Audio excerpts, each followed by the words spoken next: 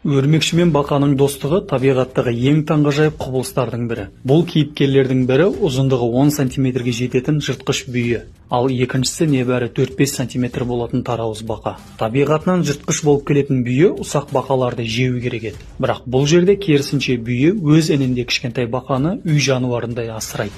Неге? Өйткені бүйінің басты жауы құмырсқа. Олар өрмекшінің жұмыртқаларын тапқан бойда жеп қояды. Ал тарауыз бақа құмырсқамен қоректенеді. Сол себепті бүйі өз ініне осы кішкентай бақаны күзетші ретінде орналастырады. Бақа жұмыртқаларды қорғап, құмырсқаларды жеп отырады. Ал бүйі болса өз кезегінде бақаны жылан, кесіртке сияқты жыртқыштардан қорғайды. Осылайша кішкентай бақа табиғаттағы ең күтпеген оққағарға ие болады. Ғалымдар инфрақызыл камералар арқылы бұл симбиозды зерттегенде қатты таңғалған. Себебі бүйі көзге көрінген кез келген тіршілікті жеп қоятын қомағай жыртқыш. Бірақ дәл осы бақаға тиіспейді. Бұл жыртқыштар әлемінде өте сирек кездесетін құбылыс.